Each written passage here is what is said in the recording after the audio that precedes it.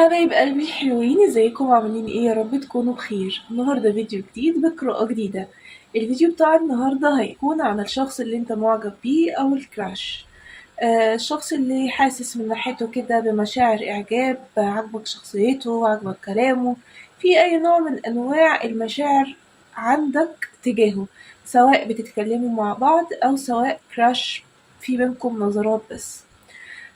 هنشوف الشخص ده عنده مشاعر ليك، عنده مشاعر تجاهك، معجب بيك ولا في ايه بالظبط جواه. كمان هنشوف ممكن يبقى الشخص ده في حياته حد معجب بيه كمان، او في حياته حد مرتبط بيه وانت ما تعرفش. هنشوف اذا كان الشخص ده فيه حد في حياته ولا لأ، وكمان نيته ليك ايه. القراءة هتكون بأول حرف من اسم الكراش أو باختيار الأحجار، ولو مش عارف اسم الكراش انتوا بينكم بس نظرات، اختار بالأحجار. تمام، لكن لو عارف ممكن تختار بالحروف وممكن تختار بالأحجار. الحجر الأول أو مجموعة رقم واحد هتكون بحجر الكات آي. مجموعة رقم اتنين، بصوا هو الكات آي فيه ضوء كده أبيض، وبرضه هنا بس مش باين في الكاميرا، بيبقى فيه لون أصفر، يعني بيدي لون أصفر وده بيدي لون أبيض. الحجر اللي ترتاحله أو اللي عينك تيجي عليه اختار. مجموعة رقم واحد، مجموعة رقم اتنين. طيب لو انتوا أول مرة تشوفوني ياريت تنوروني في القناة وتعملوا سبسكرايب وتقولولي رأيكم ايه في الفيديو، وكمان ياريت كل اللي بيتابعني يعمل لايك وكومنت ويكتب رأيه وعاوز قراءات ايه الفترة الجاية.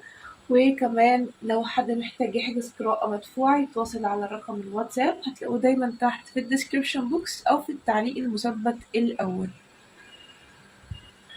طيب تعالوا بينا نشوف طاقة مجموعة رقم واحد. الناس اللي اختارت الحجر التايجر آي، تعالوا بينا كده نشوف يا ترى طاقتكم عاملة ايه دلوقتي، عشان لو الطاقة ما انطبقتش نشوف مجموعة رقم اتنين. بسم الله. انت دلوقتي في طاقة انتظار شيء، منتظر شيء. ممكن يكون منتظر ان انت تشتغل مثلا او بتدور على شغل، منتظر مبلغ من المال من شغلك، منتظر قرار تاخده في حياتك، منتظر شخص يعترف لك بحبه. انت في انتظار حاجة، انت دلوقتي في طاقة انتظار. اوكي. كمان انت شخص من جواك قوي، يعني انت في الاساس شخصيتك قوية، ولكن انت بتحس بالضعف يمكن في الفترة دي، حاسس ان انت ضعيف ممكن قدام شخص، يعني حاسس ان انت معجب بشخص لدرجة ان انت حاسس انك ضعيف، مش قادر ما تفكرش فيه، مش قادر تبعد عنه، مش قادر ما تراقبوش، حاجات زي كده يعني. اوكي.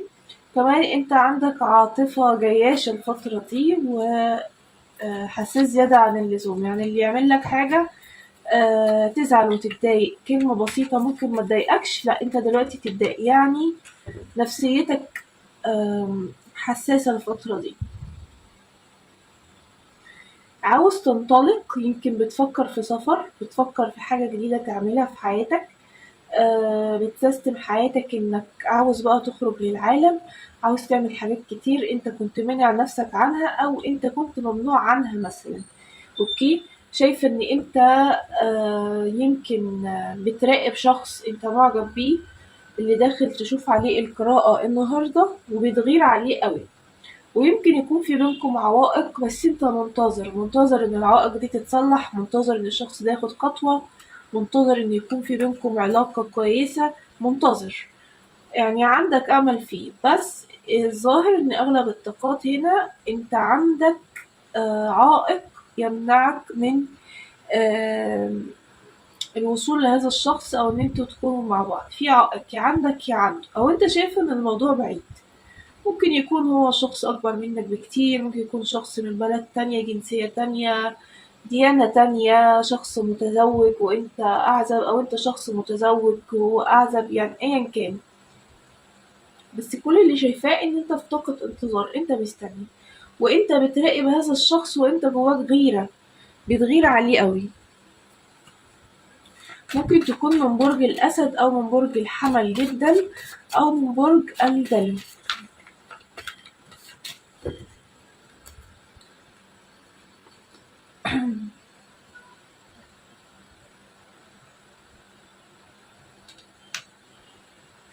انت شكلك مالكش نصيب في العلاقات. يعني ايه؟ يعني كل علاقة بتخشها بيكون فيها عائق، كل علاقة بتخشها بيكون فيها حاجة تخليك تسيب أو الشخص اللي معاك يسيب، ما بتكملكش علاقة. تمام. وهنا برضو انت متردد بين حاجتين أو بين خيارين، عاوز تاخد خيار ما بينهم وتحدد طريقك، لكن انت لسه ما اخترتش. بس انت اللي بتدور عليه دلوقتي هو راحتك النفسية وسعادتك النفسية، لان انت نفسيتك محطمة بصراحة. انت في نفسية فيها كده أقل حاجة بتأثر فيك. فممكن يكون عشان انت طلع لك الشكرة الرابعة اللي هو شكرة القلب، اللي هو انت آه كل علاقة أو كل حاجة معاك بتطلع، يعني بيطلع في الشخص ده عيب مثلا أو ما بتكملش. فانت القلب عندك حاسس ان هو يعني خلاص. يمكن جربت كذا شخص دخل في حياتك أو دخلت في كذا علاقة وبرضه مفيش نتيجة. ف بس على فكرة بالرغم ان انت مفيش عندك نتيجة بس انت عندك أمل، أو ما بتشوفش نتيجة من الأشخاص اللي دخلت حياتك بس انت عندك أمل وعايش على الأمل ده. نفسيتك محطمة، زعلان الفترة دي شوية، حاسس بالضعف شوية، بس انت عندك أمل. كمان انت قريب جدا لو انت محتار بين شخصين او بين حاجتين او بين اي حاجة، هتاخد القرار، والقرار اللي انت هتاخده هيكون لصالحك، والقرار اللي انت هتاخده هيكون بناء على راحتك النفسية وسعادتك النفسية. اوكي. في عندي رقم 8 ورقم 34، ممكن يكون عندك 34 سنة أو 38 سنة. وفي رقم 8 ممكن يكون رقم 8 في تاريخ ميلادك، أو رقم أنت بتحبه أو رقم بتشوفه على طول. يبقى القراءة دي ليك أو الطاقة دي بتاعتك.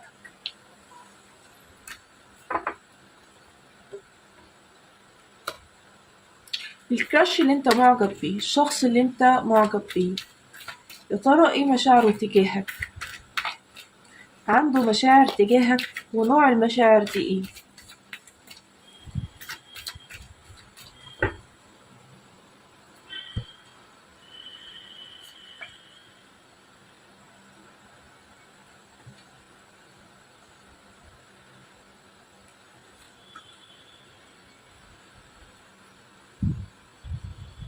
ده الظاهر ان هو منتظرك وانت منتظره، انتوا الاتنين مستنيين.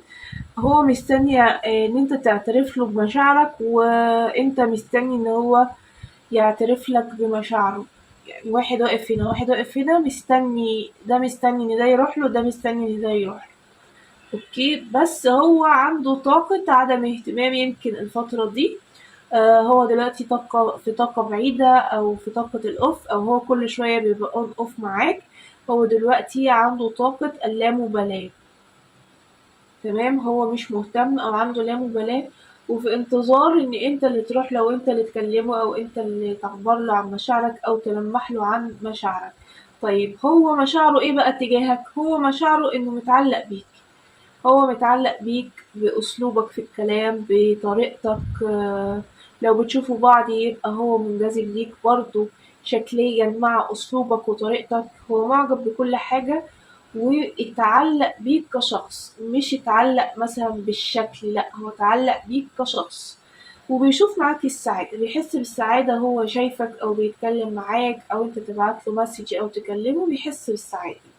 هو من الأشخاص الكتومة، من الأشخاص اللي بتحمي نفسها من الحب، لأنه بيعتبر الحب إنه ضعف أو هزيمة أو ممكن لما يحب الشخص ده يبقى بيأثر عليه في كل حاجة. فاهمني؟ فهو مشاعره تجاهك حاليا هي مشاعر إعجاب ومشاعر تعلق، ولكنه شخص يمكن حبتين كده، دايما بيتعامل بلا مبالاة، ودايما بيتعامل برفض مثلا أو ملل، أو تبعتله مسج ما يردش ويبقى عاوزك إن انت تبعتله مسج تاني. يقفل وما يتكلمش ويبقى عايزك انت اللي تتصل بيه، هو مستنيك وانت كمان مستنيه. الكراش لمجموعة رقم واحد عنده مشاعر إعجاب وعنده مشاعر تعلق، وشايف إن العلاقة ممكن تروح لزواج. شايف ده، شايف إن العلاقة ما بينك وما بينه ممكن إن هي تروح لزواج. بس هو شخص متردد وشخص يعني بيحمي نفسه جدا، وبيخاف يبين مشاعره، بيخاف جدا على مشاعره إنها تتجرح أو إنك متكونش أهل للمشاعر أو للثقة اللي هيديهالك، بيخاف جدا. بس هو شخص بيفكر بعقله أو عقله هو المسيطر عليه، بيفكر بقلبه ولكن العقل هو المسيطر، يعني هو اللي بيسيطر لأن هو بياخد القرار في الآخر مش القلب. عشان تبقى فاهم بس الشخص اللي معاك في العلاقة ده ايه. الشخص ده ممكن يكون من برج الأسد أو من برج الجوزاء أو عنده رقم 2 أو 7 أو 4 في تاريخ ميلاده. يبقى لو جينا نتكلم هل عنده مشاعر، عنده مشاعر تعلق ومشاعر إعجاب بيك، وشايف في المستقبل إنك ممكن يكون في بينكم زواج.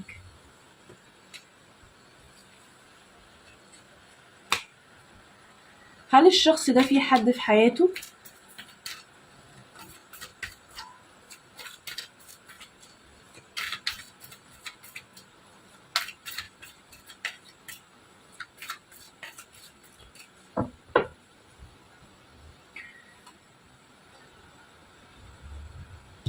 اوكي.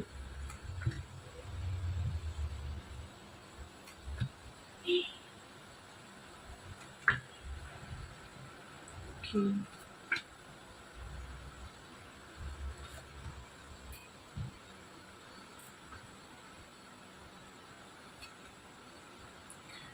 بص أنا شايفة إن الشخص ده اتجرح قلبه في علاقات كتير قبل كده، يمكن احتمال يكون طاقته زيك، انت اتجرحت في علاقات قبل كده والناس دي يعني سببت لك أذى نفسي اللي كانت في حياتك قبل كده.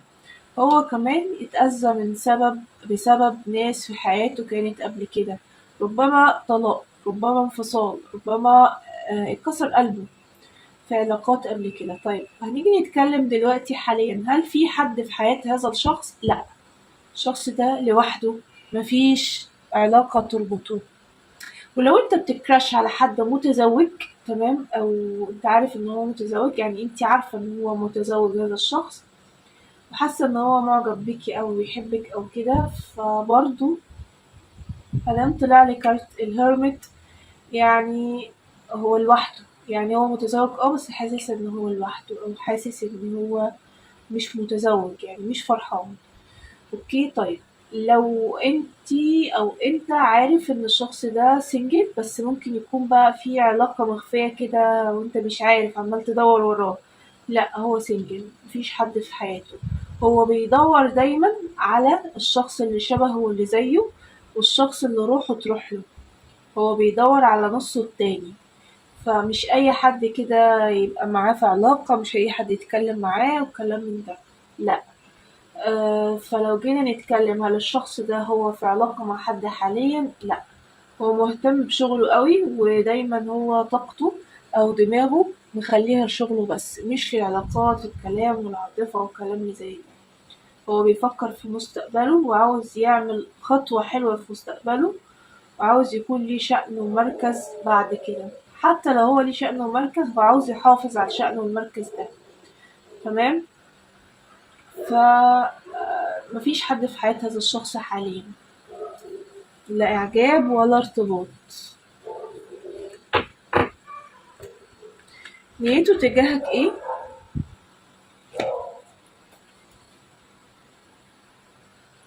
ترى الشخص ده نيته تجاه مجموعة رقم واحد ايه؟ عاوز يعمل ايه معاهم؟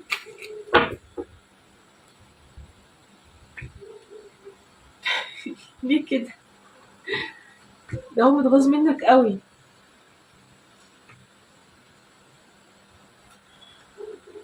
احتمال يكون في بينكم بعد حاليا وهو متضايق من البعد ده، وعاوز ان العلاقة ترجع زي ما كانت. لو في بينكم كلام او حاجة، لا، يرجع ما بينكم تاني الكلام، يرجع ما بينكم تاني إنه يشوفك مثلًا وتشوفه كده، الظاهر إن في بينكم بُعد، ما فيش بينكم كلام حاليًا وهو زعلان، بس يعني زعلان وبيكابر ومستنيك أنت اللي تكلمه أو تتواصل معاه، مش عاوز هو اللي يعمل الخطوة دي، مش عاوز يبدأ في الخطوة تجاهك وعايزك أنت اللي تبدأ في الخطوة تجاهه. شايفة رحيل، شايفة بُعد، شايفة إن ما فيش بينكم كلام، في بينكم يمكن نزاع أو يمكن في بينكم مشكلة حصلت. مشكلة حصلت إزاي؟ باتكلم عن الcrush اللي أنت بتتكلم معاه مثلًا صديق أو زميل ليك وبتتكلم معاه على طول وفي بينكم وِد يعني وأنت قُلت وجهة نظرك في حاجة وهو كمان قال وجهة نظره والموضوع اختلف ما بينكم وزعلتم وبعدتم، ده اللي باتكلم عليه. الشخص ده أو مجموعة رقم 1 نيته ليك إن هو مستني إن أنت اللي تكلمه أو مستني إن أنت تقرّب منه أو هو مستني، هو مش عاوز يعمل أي حاجة على فكرة.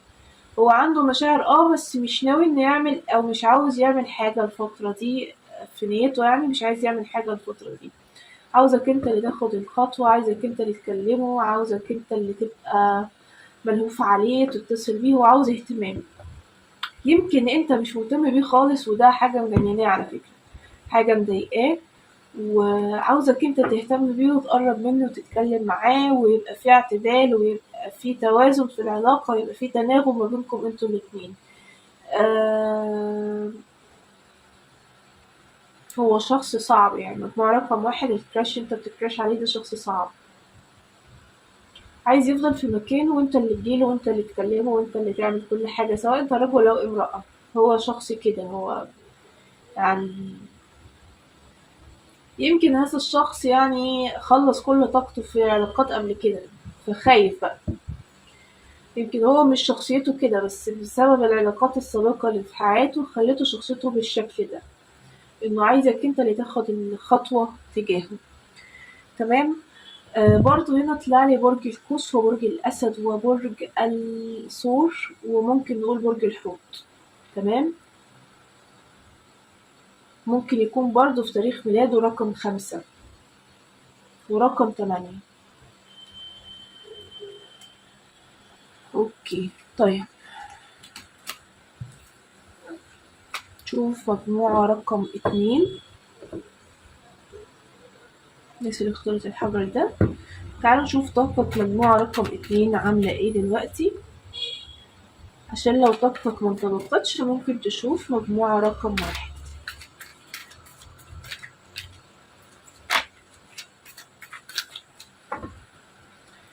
يا ترى طاقة مجموعة رقم 2 أخبارها ايه ليه كده؟ انت في فوضى، حاسس ان انت في فوضى، مش عارف تمسك افكارك، مش عارف تفكر في اللي جاي، مش عارف تعمل ايه، في خلل في حياتك. بتحاول ان انت تبني حاجات حصل لها هدم في حياتك او في شخصيتك. آه انت حاسس ان انت من جواك اتغيرت، يعني مثلا كنت شخص اجتماعي وبتحب الناس وبتقرب من الناس وبتتكلم وبتحب ان انت تتكلم مع اصحابك، بقيت شخص منعزل لوحدك، مش عايز تتكلم مع حد، مش عاوز تسمع قصص من حد، يعني شخصيتك اتغيرت، انت حصل لك تغيير غير متوقع، انت ما كنتش متوقع كده. مثلا بتحب ان انت تتصور كتير وسيلفي و... وتعمل حاجات كده، لا بقيت برضو ما تحبش انت تعمل ده او مش دي، يعني مثلا زمان كانت الحاجة دي بتفرحك دلوقتي وجودها زي عدم. يعني مثلا حابب ان انت تطلع من طاقة وحشة بتطلع من الطاقة دي ازاي؟ ان انت مثلا تتصور وكده وتبقى فري بتتكلم مع الناس صحابك والكلام من ده، لكن انت دلوقتي الحاجات دي حتى ما بقتش تفرحك.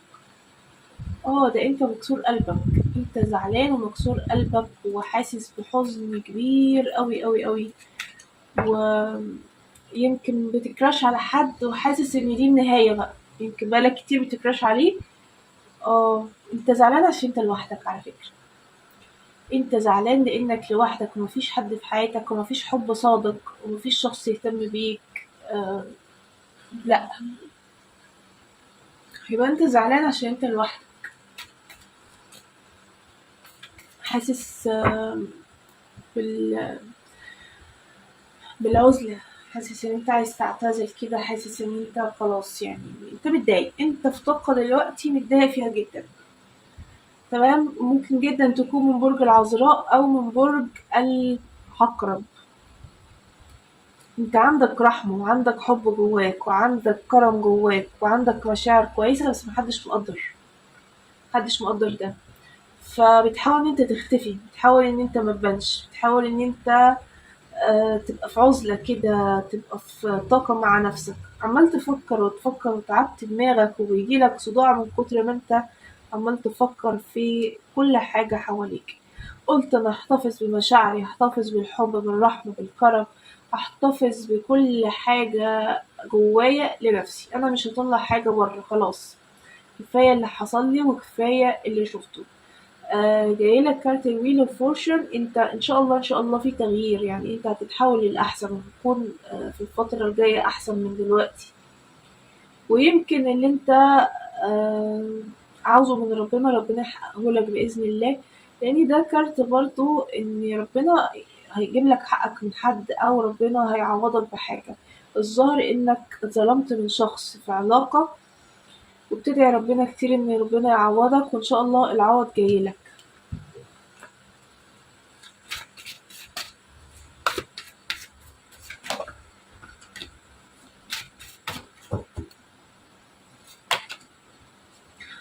انت مقيد، حاسس ان كل شيء مقيد في حياتك، مش عارف تمشي من الطاقة اللي انت فيها يمكن حاليا، حاسس ان كل حاجة واقفة، جواز واقف في حياتك مش بيمشي، شغل، علاقة مع أصدقاء، علاقة مع أهل، كل حاجة واقفة. بتحاول تتوازن، بتحاول تاخد قرار في حاجة، بس أهو يعني الكارت ده على فكرة هو مش كارت بس للفلوس أو للمال، لأ ده وفرة في كل حاجة في حياتك. إن شاء الله جايلك وفرة كبيرة، خصوصًا لو أنت من مواليد شهر 11 أو يوم 11. كمان ممكن تبقى من مواليد يوم 23 أو يوم 6 أو شهر 6. أو الأرقام دي مهمة في حياتك أو بتشوفها على طول أو مثلًا بتحلم بيها، آمم، أو بتحس إن هي أرقام مميزة، يعني مش لازم يبقى تاريخ ميلادك على فكرة، أو ممكن يبقى عندك 23 سنة. تمام؟ طيب، طبعًا هنا الأبراج اللي طلعت هي العذراء والعقرب. نكمل. الأبراج اللي طلعت هنا برج العقرب وبرج العذراء وبرج الحوت. تعالوا بقى نشوف الشخص اللي انت معجب بيه أو الشخص اللي تكراش عليه دلوقتي، يا ترى هو عنده مشاعر تجاهك؟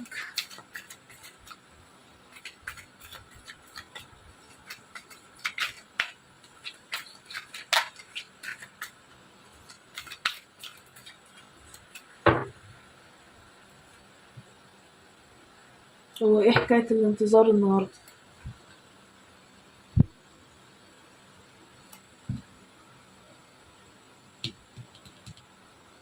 احتمال لمجموعة رقم 2، انت معجب بشخص هو في حد تاني في حياته، مش لطاقتكم كلكم، بس انت عارف، يعني انت عارف ان الشخص ده في حد تاني في حياته بس انت معجب بيه. اوكي، يعني لو انت عارف فالطاقة طلعت. بس الشخص ده مشاعره تجاهك ايه؟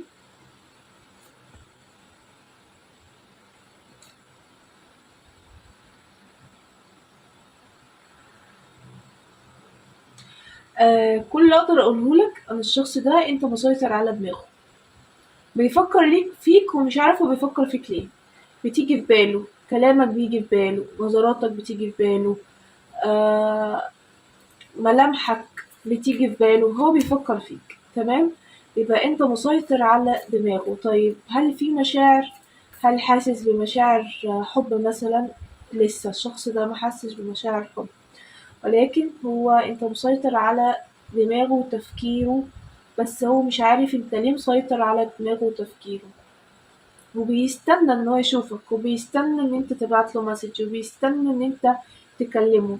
فده ممكن نقول اعجاب، يبقى الشخص ده معجب بيك وهو مش عارف انه معجب بيك. حتى لو بقالكم كتير على فكرة الشخص ده يعني لأ ممكن حتى لو بقالكم كتير خصوصًا لو انتوا أصدقاء برضه يبقى حاطط العلاقة في رينج الأصدقاء أو في زون الأصدقاء friend zone، ما يقولش لنفسه لأ ده أنا معجب بيه فعلًا. تمام.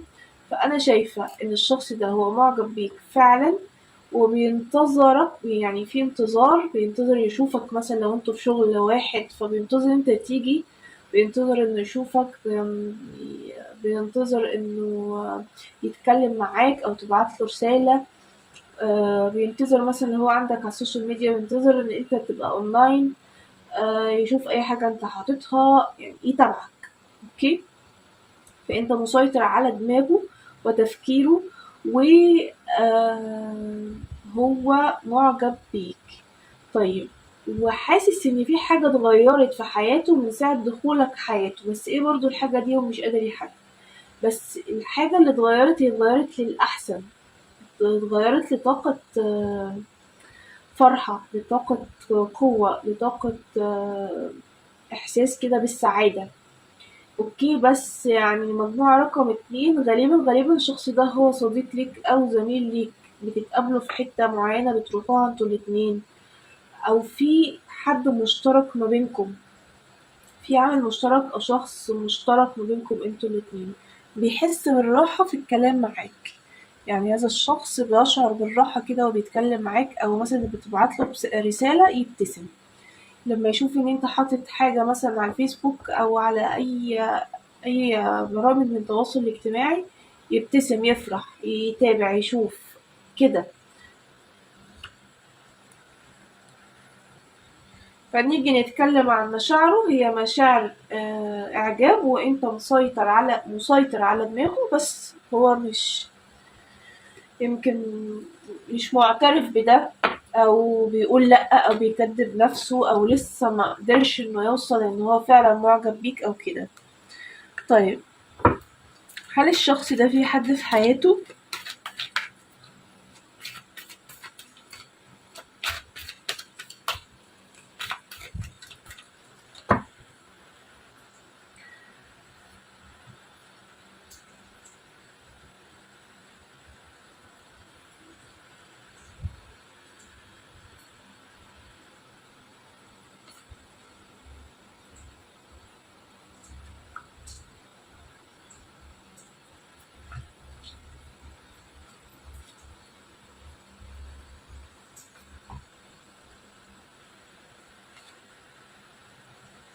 لو الشخص ده انت عارف ان هو في حد تاني في حياته، يعني لو انت عارفة ان الشخص ده مثلا متزوج او في علاقة او كده فتمام. لكن لو انت ما تعرفيش او لو انت ما تعرفش، فانا شايفة انه شخص متكلم ومتحدث، ويمكن يكون بيتكلم مع الناس او بيتكلم مع الجنس الاخر بالتحديد. فيها كذا حد، بس في حد هو مرتبط بيه، مفيش حد هو مرتبط بيه ارتباط رسمي، او يعني خطوبة او ارتباط او كده، لا مفيش في بينهم قصة حب، مفيش، بس هو بيتكلم مع كذا حد، ومن الجنس الآخر مش بيتكلم من نفس جنسه، لأ من الجنس الآخر. اوكي. كمان هنا لو انت عارف انه متزوج فتمام، لان طلع لي طاقة ان في زواج. بس لو انت مش عارف انه متزوج، او مش قادر تحدد او حيران، فلا هو مفيش علاقة رسمية أو مفيش علاقة عادي ارتباط كده في حياته، بس بيتكلم مع كذا حد وبيحب يحكي ويضحك ويهزر وكده، يعني بيحب اللي هو شخص اجتماعي ويمكن كلامه حلو مع الناس، كأصدقاء بقى وزمايل أو كده. بس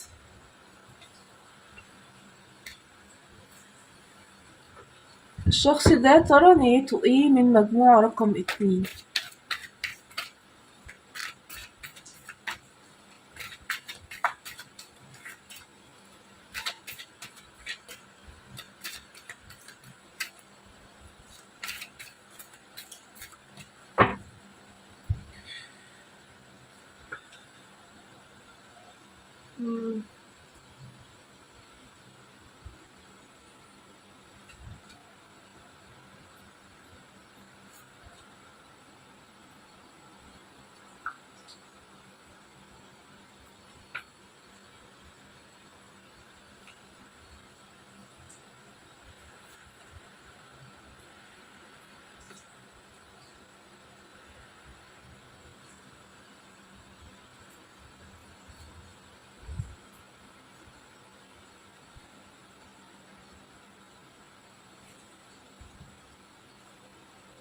طيب عامة الشخص ده اتعرض لخيانة أو اتعرض لخداع في حياته، ده قبليك من قبل ما يعرفك، اتعرض لخراب علاقة في حياته كانت يعني هو خد فيها ال10 سيوف في ضهره، اتعرض لحد وصله لدرجة من الألم رهيبة. الشخص ده هو حساس جدا وعاطفي، ولكن ما بيبانش عليه، هو بيبان عليه ان هو شخص قوي، بس هو بينه وبين نفسه من جواه هو شخص عاطفي جدا.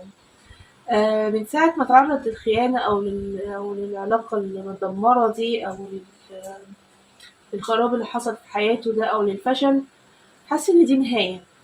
أنا خلاص مش هادي ثقة ومش عاوز ارتباطات ومش عايز أي حاجة تخلّيني أضعف أو إن شخص يأثّر عليَّ أو يسيطر عليَّ، علشان كده باله ودماغه مش مبيّنين له أو مش محسّسينه إن هو معجب بيك فعلًا، لإن هو باعد الفكرة دي من دماغه، هو في طاقة الhermit، هو في طاقة العزلة والانسحاب، هو في طاقة الشخص اللي بيهتم بشغله بس أو مش عاوز أي علاقات.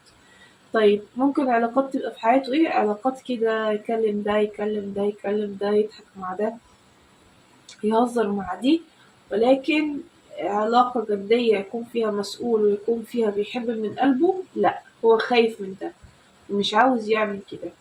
بس لمجموعة رقم 2، الشخص ده قريب جدا هيعرف وهيحس فعلا ان لأ، انت شخص يعني او مكانتك عنده مختلفة عن الاشخاص اللي حواليه، وانه فعلا بيكون سعيد في قربك، وإنه لما بيتكلم معاك بيحس كده إن هو مبسوط وسعيد، وهيدرك إن هو فعلا عنده إعجاب بيك، وهيدرك إن السيطرة أو إنه بيفكر فيك بالسيطرة، يعني أنت مسيطر على دماغه بالشكل ده. ليه؟ هو مش من فراغ، هو من إحساسه بالإعجاب بيك وبشخصيتك. الشخص ده لما يدرك كده والطاقة دي قريبة جدا هيدرك فيها إن هو فعلا معجب بيك، آه ساعتها هيبين لك أو هيقول لك إن هو حاسس بمشاعر مختلفة تجاهك، بس مش هيقولها لك مباشرة، هيقولها لك كده. ممكن يحكي لك قصة مثلا شبه حكايتكم، أو ممكن يقول لك إيه رأيك أو كده، يعرف انت رأيك ايه علشان هو خايف يتصدم أو خايف يتوجع أو خايف يترد عليه رد مش مستنيه هو وكده. ففي تلميح أو كلام عن بداية علاقة ما بينك وما بينه، علاقة بقى يعني يكون فيها ارتباط. اوكي، خصوصا لو انت او هو من برج العذراء او الحمل او العقرب، ان التلاتة دول طاقتهم طالعالي، او لو من طاقة ترابية او طاقة نارية او طاقة مائية فبرضو آه ممكن برضو، خصوصا لو انتوا من الطاقات دي. الشخص في بداية جديدة هيعرض عليك عرض حب جديد أو بداية عاطفية جديدة أو ارتباط. أوكي، كمان خصوصا لو انت أو هو في رقم 10 أو رقم 8 في تاريخ ميلادكم. أوكي، طيب أنا كده خلصت القراءة النهاردة، يا رب تكون القراءة عجبتكم وانطبقت معاكم. متنسوش اللايك والسبسكرايب والشير، ولو حد محتاج يحجز قراءة مدفوعة يتواصل على رقم الواتساب، هتلاقوه دايما في الديسكريبشن بوكس أو في التعليق المثبت الأول.